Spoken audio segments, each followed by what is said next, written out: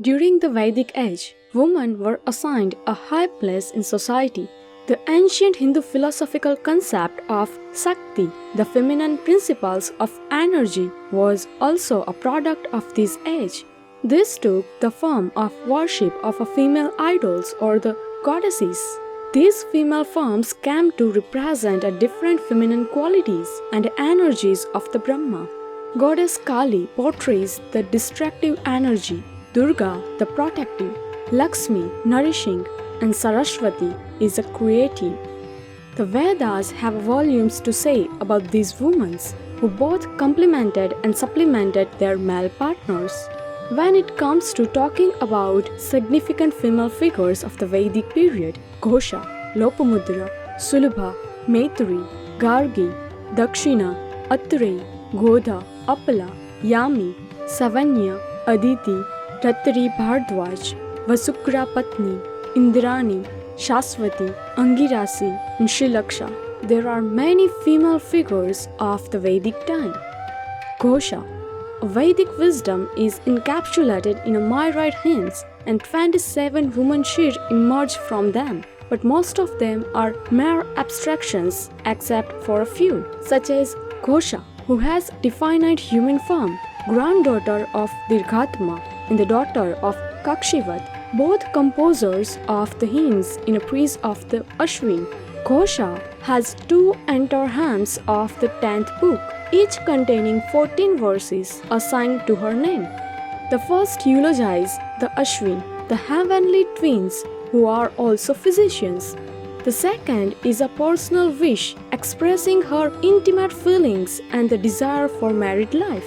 Ghosha suffered from an incurable disease, probably leprosy, and remained a spinster at her father's house. Her explorations with the Ashwins and the devotions of her forefather towards them made them cure her disease and allow her to experience wedded bliss. Lopamudra. The Rig Veda has long conversations between the sage Agastya and his wife Lopamudra that testifies to the great intelligence and goodness of the latter. As the legend goes, Lopamudra was created by sage Agastya and was given as the daughter of the king of Vidarbha. The royal couple gave her the best possible educations and brought her up amidst luxury. When she attained marriageable age, Agastya, the sage who was under vow of celibacy and poverty, wanted to warn her. Lopamudra agreed to marry him and left her palace for Agastya's hermitage. After serving her husband faithfully for a long period, Lopamudra grew tired of his austere practice. She wrote a hymn of 2 strangers, making an impassioned plea for his attention and love.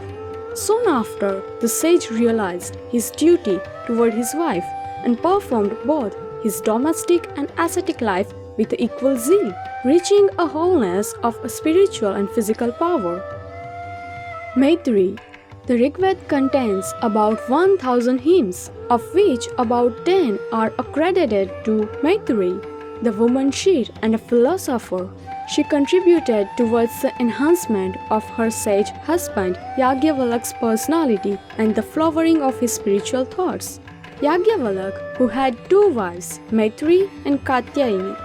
While Maitreyi was well versed in the Hindu scriptures and was a Brahmavedini, Katyayini was an ordinary woman. One day, the sage decided to make a settlement of his worldly possessions between his 2 wives and renounce the world by taking up ascetic vows. He asked his wives their wishes. The learned Maitreyi asked her husband if all the wealth in the world would make her immortal. The sage replied that wealth could only make one rich, nothing else. She then asked for the wealth of immortality. Yagyavalak was happy to hear this and imparted Maitreyi the doctrine of the soul and his knowledge of attaining immortality. Gargi. Gargi composed several hymns that questioned the origin of all existence. When King Janak of Videha organized a Brahma Yagya, a philosophical congress centered around the fire ceremony, Gargi was one of the eminent participants. She challenged the sage Yagyavala with the question on the soul or the Atma that confounded the learning man who had till then silenced many an eminent scholar. Her question, the layer that is above the sky and below the earth, which is described as being situated between the earth and the sky, and which is indicated as the symbol of the past, present, and future. Where is that situated? Bamboozled even the great Vedic man of letters.